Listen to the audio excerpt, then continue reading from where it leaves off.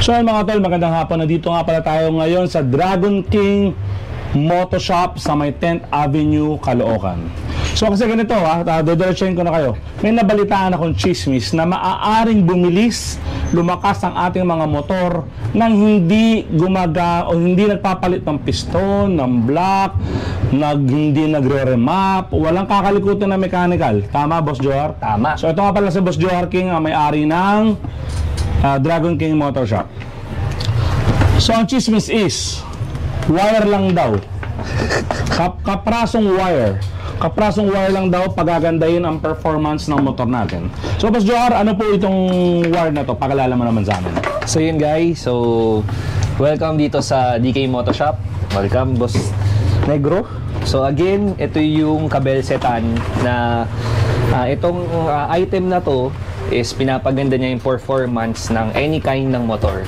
Scooter, big bike, any kind. Kabelsetan, okay? So this item is from Indonesia. So dinala natin dito para ma-market natin at masubukan ng mga motor dito sa Pilipinas. So ang sabi mo nga, wire lang siya. Actually ito guys, ito wire lang. Ito na yung lang, mga wire na yun. Ito lang, napaka-basic, napaka-simple. Wire lang. So if kukuha kayo, ito yung packaging. Yeah. Yung packaging pa kaya. Sarado muna natin. Ganyan siya. So sa loob niya, nandun yung mga wires. So pag bumili kayo, nakaganyan siya. So ito kasi, itong set na to, pang scooter to. Okay, so ibig sabihin, Boss Johar, iba-ibang variant, yes, iba-ibang set to. Yes. Okay, so itong hawak natin ngayon, ito is, tinatawag namin dito, Race Pro na to. Race Pro Bucket. Kasi Race Pro meron package. na siyang package. Kasi, ibig sabihin, dito na ba yung gahar? Ito na ba? Doon pala yung gahar, sorry. Race Pro package, bali, explain ko na lang yung variant. Sa scooter, may tatlong variant tayo. Number 1 scooter, okay. So, number 1 yan, may tinatawag ko yung Daily Common. Daily Common. Daily Sports. Daily Sports. Saka Race Pro. Race Pro. Opo. So, sa Daily Common, so siya yung entry level na tinatawag. So, parang from the word Daily Common, parang pang-araw-araw mo lang. Yes. Pang-ikot-ikot so, mo. Pang-ikot-ikot. Usually, sinasuggest namin dito yung mga Grab riders na everyday. Tama. Sila yung Sila yung araw-araw na nandyan, nag-iikot. Ang difference ni Daily Common sa Daily Sports, si Daily Sports kasi pwede mo siya i-upgrade. To Race Pro. Okay. So, si Daily Common, hindi na siya upgradable. So, pag nag-Daily Common ka, Daily Common ka lang. Kung gusto mo magpalakas o magbumili, mag-upgrade, papalitan ng isang buo lahat. Hindi, ganito yan. So, Daily Common, Daily Sports, may mga wires na ikakabit. Okay. Tama? So, si Daily Common, not upgradable. Si Daily Sports, upgradable siya to Race Pro. Ay, dadagdag nyo lang is itong wire na to, yung gahar. So, this wire costs 11,000 pesos. Hindi nga. Parang charger lang ng to, Boss Johar. Parang charger lang sa mga cellphone natin. Pero magkano? 11,000. 11,000. Okay. So ito yung dinadagdag para maging Race Pro. Yun na yung todo. So, ang difference naman, pag big bike or 2-cylinder pataas, yung classification ng bike natin, ito na yung ginagamit. Select 2 ang tawag. Select 2. Iba yung, yung wires niya. So, yun yung variation. So, for big bikes, Select 2 ang tawag. 2-cylinder pataas, ito. Yes, kasama na tong lahat. Select 2, tsaka ito. So, na siya, matic na kasama na yung gahar. Gahar, yeah. Sige, matic na yan. Sige. Hindi pwedeng hindi kasama. Pero sa scooter, may option ka. Depende sa budget mo. Okay. Pero dito sa amin, ang ino-offer talaga namin is mag-sports. Hindi na namin offer yung common. Kasi sayang yung value ng money eh. Kasi pero klaro yung galang, Boss Johar, excuse me lang ino-offer na kagad natin yung Daily Sports kasi upgradable yun eh. Yes. But it doesn't mean na walang kwenta ang Daily Common natin. Hindi sa walang kwenta. Kasi alam naman natin, pag nakatikim tayo ng masarap, gusto natin mas masarap. Yeah, tama. Pero, gusto ko lang klaruhin, sa Daily Common pa lang, kung yun lang din ang budget nyo, sa totoo lang, masasatisfy na sila. Yes. Mararamdaman na nila yung difference nung wala pa silang kabelsetan kumpara dun sa meron na. Tama. Good. So, ano ba yung benefits? Yan, Hindi natin ano ba? explain, di ba? So, ang ginagawa naman ni kabelsetan is Ni-regulate niya yung negative current ng electricity natin sa motor. Okay. Kasi ang explanation ng mga expert dyan, ang motor daw natin may current na electricity. Tama. So, ang current na electricity, hindi siya stable na steady. Up, down siya. So, kaya sa scooter, di ba, pag tinodo mo parang Tama. di ba? Kasi nga, yung current ng kuryente, bumaba. Naglalaro. So, ang ginagawa ni Kabelsetan, ginagawa niyang consistent na mabilis. Hindi niya pinapalakas yung current. Hindi siya pampalakas. Ginagawa lang niyang laging merong current ng dire-diretso. Hindi nawawalan. Kaya, ang benefit niya sa motor natin, nawawala yung delay ng throttle. So, sabay yung, kung ano yung piga mo, yun yung galaw ng RPM. Yeah. So, hindi siya maano. Plus, yun nga, ang maganda, sabi nila, at na-test naman natin sa mga nakasubok, is nagiging fuel efficient. Bakit? Kasi, for example, scooter, bomba ka. Tama. Bomba, pag gusto mong mas nalabit, tataas mo, throttle, bomba ka ulit. Ngayon, isang piga mo lang, So, ibig sabihin, kasi pag piniga mo na, makukuha mo ng gusto mo, hindi mo na kailangan laruin pa na, wow. Yung gasolina mo rin, pump, yung piston mo. So, ito, isang piga mo lang, nandun na. Nandun na agad. So, magbibigla kayo na parang, bakit meron ka agad? Yun yung hinahanap. Kasi minsan, iba, mararamdaman natin sa delay, pag bomba mo, parang ang bagal, di ba? Tama. Pag bumaba, tsaka mag-pick up, doon mo mararamdaman yung bilis. Ngayon, anong piga mo, doon na agad siya. Isang pang question, Boss Jor. Ano ba motor pwede rito? Kasi baka yung mga manonood, iniisip doon, hindi naman pwede sa amin yan. Actually, lahat ng klase ng motor pwede. Na-test ko na. Nakatest na. Mio, pwede. NMAX? Pwede. Scooter. Vespa. Yan. Usually sa Vespa community, naging sikas ng chismis. Marami na rin mga naka-Vespa ang nagpakabit nito. Yes po. Okay. Sila yung talagang number 1 namin nung una, nung i-introduce namin to. Bakit? Kasi actually medyo pricey. Yung Kabelsetan. Naglalaro yung range siya sa price is 5,000, 8,000, 19,000, and 22,500. Sige, total sinabi mo na yung price. Ano yung pinakamura? Ano yung simula? Ano yung number 1? Common, 5,000. Common is 5,000. Yes. Yung sports mo, 8,000. Daily common, 5,000.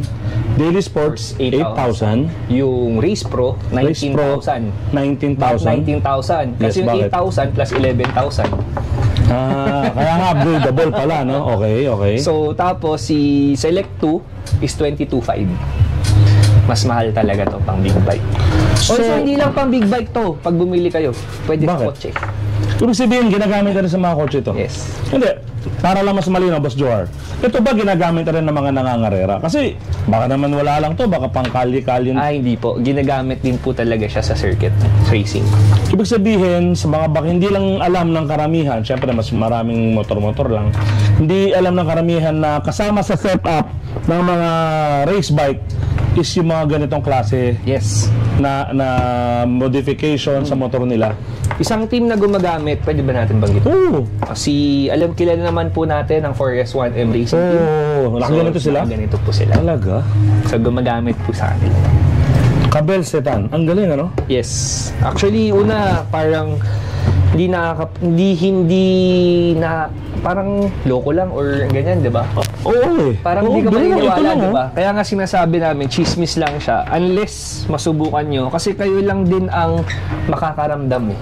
Tama. Kasi kayo yung, pwede ko sabihin sa motor ko bumilis, pero syempre iba pa rin sa motor mo pag sinaksak mo sa motor mo. Hindi, tsaka konti lang may alam na kailangan din pala ng mga ganitong setup para bumilis o lumakas ang motor. Kasi nasaya lang tayo na, palit ka ng block. Yes. Remap ka, panggilid. Yes. Yun lang ang alam ng karamihan eh. Pero ngayon, may option ka na, sabi ko nga, hindi nyo na kailangan magkarga. Siyempre, sabi nila pag nagkakarga daw, mas mahal yung maintenance. Tama. So, saka mechanical yun, boss, ha? Pwede yung stock. Actually, hindi naman ang gusto namin. Ang suggest namin is, usually, upgrade ng panggilid. Tama? Sabayan mo. goods ka na. Pero we're not saying naman, just to clarify, sa mga karerista, we're not saying na wag na kayong mag-set up ito na lang. Hindi naman. Option lang sa iba. Option lang. And sinasabi lang din natin dito is, mag-set up ka, lahat gawin mo, idagdag mo pa to, mas maganda ang magiging performance. Actually, we do have clients na naka-set up pang karera, mga naka-full race, no? Yes, na talagang nagpakarga na, papakabit pa. Kasi for additional iba pa rin yung feeling. Power and performance. Yes. Iba pa rin. Sa installation naman, Boss Johar. Installation. Gano'n ba kahirap to? Baka naman magtatatap kasi yung wire ko tapos masunog. Actually, plug and play. Wala kaming i-splice. So, parang ilalagay mo lang. Battery. May duduktong. Tapos nitornilyo lang natin na gano'n. Kaya pala wala siyang actually, wala siyang ikakat eh. Ayan, puro ano lang to, yung mga dulo, yung mga connection lang. Positive, negative, blah, blah. Puro ganun lang siya. So, Boss Johar, saan nila tayo ulit makikita? Dito kami guys, if you're interested at gusto nyo malaman yung chismis, we're located 178 10 Avenue, West Grace Park, Caloocan. So you can waze us DK Moto Shop. Tabi lang kami ng Inco. So makikita nyo yung shop namin. Maliit lang pero air condition, may waiting area sa taas, relax. Ayun. Maganda naman po, di naman po kami mapapahiya. So if you have time, you can visit here to check yung kabelsetan. Yan. So, now kasi pinapatest namin ngayon kasi, yan, kaya nandito si boss, papatest ko sa big bike, sa 450 MT naman. Kasi alam naman natin na isa siya ngayon sa pinaka-hottest na motor. So, I want to know kung ano yung performance niya. Kasi, napatest ko na sa CB650, sa 450 SR, maganda yung feedback ng mga nag-test. So, ganun po kasi kami, hindi namin basta-basta binibenta lang ng walang preba. So, even my personal bike, actually, galing to sa personal bike ko, itong set na to. So, papagamit ko kay... So, ganito lang, sa punto na to na nanonood ka ng video, ako, actually, naniniwala ako kay Boss Johar kasi kaibigan ko to. Pero mahirap naman sabihin, umuo kagad ako na. Yes. Ang bilis nga. Masyado pong showbiz yun. Baka po sabihin nyo, niloloko ko kayo. So, for today, nalaman natin kung ano ang kabelsetan, explain sa atin kung anong variant, price, paano install. Mamaya papakita ko pag nakakabit na. And after this video, review. Magbubundok po ako. Kilala niyo naman po ako na mahilig ako sa adventure and off-road. Malalaman po natin, part ko po yun. Maraming salamat. Yan. Thank you, Boss Johar. Thank you. Shoutout nga pala Royal Moto Club. Ayan, oh. Pag Royal Moto Club kayo, mura lang doon, ang daming benefits. Let's go. Thank you. Let's go. Yun. So yan mga tol, binuksan na or i-install na yung kabelsetan sa 450 MT natin. So ganito lang siya ka-basic i-install, okay? Boss Joe, paano siya i-install? Actually, mabilis lang talaga siya. Ang pinakamahirap lang is kailangan kasi natin baklasin talaga. So yun lang matagal yung pagbaklas ng kaha. Pero yung kabit, mabilis lang. Yes, yung pwesto. So nakita natin dito is dito sa head. Sa head kakabit? Oo. Tapos hanggang battery. So dalawang wire yun. Tapos yung isang wire sa throttle to battery. Yun lang. Ganun lang? Head to battery. Throttle to battery. Throttle to battery. Yun na. At puro ganito lang siya. Yes. So, hindi tayo maghihiwa. Walang splicing, walang whatsoever. It's like i-screw lang natin. Dikit-dikit lang. Yes. So yun, nakita nyo naman. Ganun lang siya kadali. So after nito, tingnan natin kung ano mangyayari. Let's go.